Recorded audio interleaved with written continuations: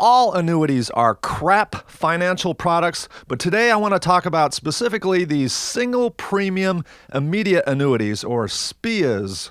Now, these insurance company products are sold by non-fiduciary, commission-based salesmen who masquerade as financial advice givers, and I've covered it to death in my other videos, but you should never, ever go to a non-fiduciary for personal advice on selecting investments.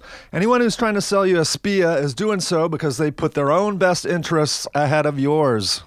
So a SPIA is a poor investment in the sense that you could easily do better with a conservative diversification of bond and stock ETFs, which are liquid, cheap, there's no complex, convoluted contracts involved, just a few clicks of the mouse through any deep discount brokerage firm, and for $10 a trade.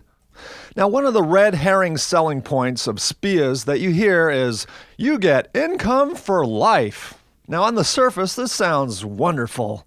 But first of all, what they really should say is that you are constricted for life, because once you get into a SPIA, you cannot get your money out for the rest of your life. It's gone.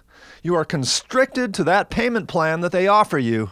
Also, getting income for life is nothing to boast about because you can achieve the exact same thing with a conservative diversification of stock ETFs and bond ETFs. And if that doesn't pay enough dividends, then you simply sell off a portion of your principal. So simple. And with ETFs, if you want all of your money back, then you can sell at any time. But you can't do that with a SPIA. SPIAs are 100% illiquid, and that is insane.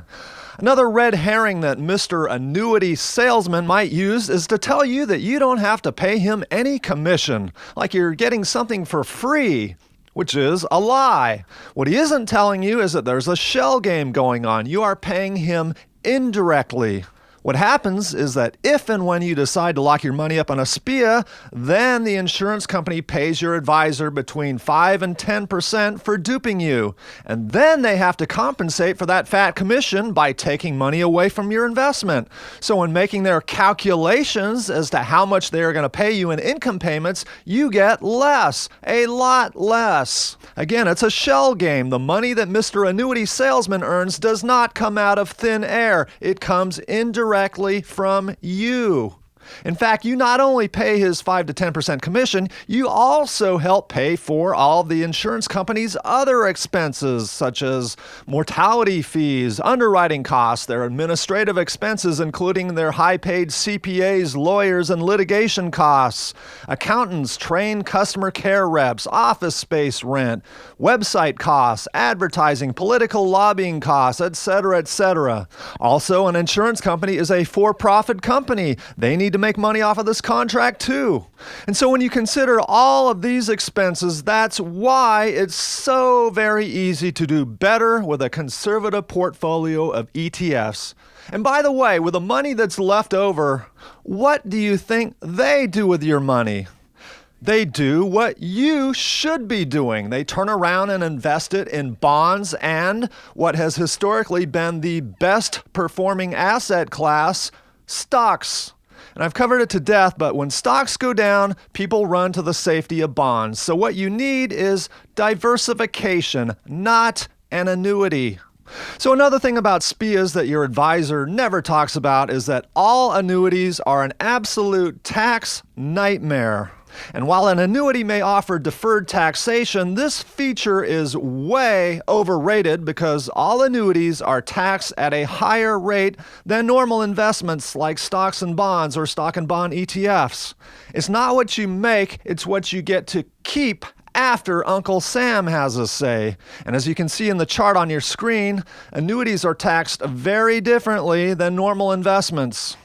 Also, annuities have extremely limited tax write-off ability. For example, if you took in $40,000 in annuity distributions and you took a $40,000 stock loss or some other investment loss, you can only deduct $3,000, with the rest being carried over until the next year and the next year, deducting only $3,000 per year.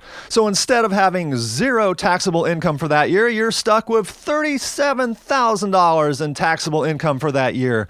That contrasts with normal investments like ETFs, in which you can deduct all of that $47,000 loss from capital gains income, dollar per dollar. Also, annuities do have risk. I've covered this in my other videos, but annuities like a SPIA is only as safe as the insurance company that sells it, and sometimes insurance companies default.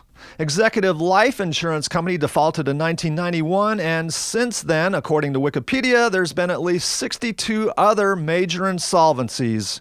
Now, each state has an insurance guarantee fund, but in the event of an industry-wide systemic failure, that fund is only going to be as good as the state's ability to bail people out. So the insurance company's guarantees are not guaranteed, and the guarantee fund is not guaranteed. And the irony of it all is that investors fear the stock market, and so they run to the perceived safety of annuities, when in fact the stock market crash that Mr. Annuity Salesman wants you to fear is the same market crash that's going to put your SPIA or other annuity in danger.